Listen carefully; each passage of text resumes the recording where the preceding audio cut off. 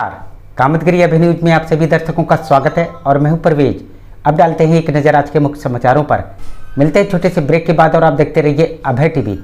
Javed Habib hair and beauty salon, Allahabad road, Mishra complex के सामने, करवी, चित्रकूट। आपके शहर में आए हैं, आपको नए नए स्टाइल के बाल कटवाना है और शादी ब्याह पार्टी में फेशियल और मेकअप की तैयारी करना है तो हमारे Javed Habib hair beauty salon में आइए। शादी के लिए दूल्हा दुल्हन को विशेष एक्सपर्ट द्वारा सजाया जाता है, शादी में जिनका अलग ही लुक दिखाई देता है। यदि आप शादी ब्याह में हमारे ब्यूटी सैलून को मौका दें तो देरी किस बात की, आज ही हमारे ब्यूटी सैलून में आइए और अपने बालों और चेहरे का अलग लुक करवाइए। हमारा पता जावेद हबीब हेयर और ब्यूटी सैलून, मिश्रा कॉम्प्लेक्स के सामने, इलाहाबाद रोड, करवी, चित्रकूट। समाचार बुलेटिन में आपका पुनः स्वागत है। अब समाचार विस्तार से।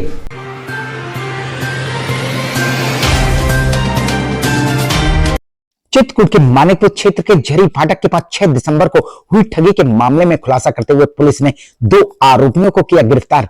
इन अभियुक्तों के पास 1 अदद तमंचा, 315 बोर का 1 अदद जिंदा कारतूस, 10,000 रुपए की ये बरामद। ये दोनों अभियुक्त मध्य प्रदेश के पन्ना जनपद के सहनगर थाना क्षेत्र के महुआ खेड़ा के रहने वाले ठाकुर प्रसाद और दोहारा ने इन दोनों की गिरफ्तारी मानिकपुर के बांसा पहाड़ रेलवे स्टेशन के पास बने रपटे से हुई। ये दोनों अभियुक्त ट्रेन के इंतजार में बैठे हुए थे, जिनको पुलिस ने मुखबिर की सूचना के आधार पर धर दबोचा। हम आपको बता दें कि इन दोनों ने पीड़ित के साथ 2,55,000 रुपए की नकली सोने की गिन्नी दिखाकर की थी ठगी। जबकि पुलिस ने आज ही दिन में 2:45 बजे के आसपास यूपी 112 पे एक सूचना आई कि झरी फाटक, जो ये रेलवे क्रॉसिंग बगल में आप देख रहे हैं, यहाँ लूट की घटना।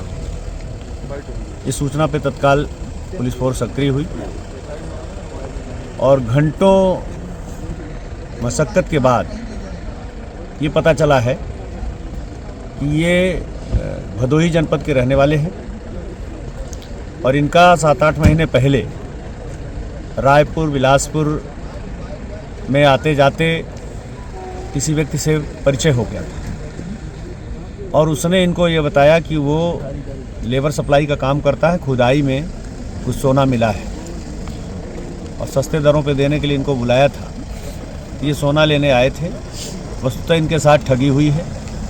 ये तराजू भी लेकर के अब चले थे, इनके बैग से तराजू भी मिला है और इनका कहना है कि वो पैसा छीन के भाग गए। इनके पास सोने के छोटे छोटे बिस्किट भी तलाशी में मिल गए, जो पीली धातु के हैं, सोना नहीं। तो ऐसा प्रतीत होता है कि ये लेन देन होने के बाद जब इनको पता चला कि इनके साथ तो इस तरह की ठगी हो गई है, तो इसके बाद इन्होंने लूट की लगभग 2 घंटे बाद एक कहानी रच के बताया और तब से 3 बजे से लेकर के अब तक सारे लोग इसमें परेशान रहे। फाइनली इन्हीं की तलाशी में सारा सामान मिल गया और इन्होंने स्वीकार किया कि वस्तुतः ये सोना खरीदने आए थे और उसमें इनके साथ ठगी हुई। सर कितने लाख की ठगी हुई होगी?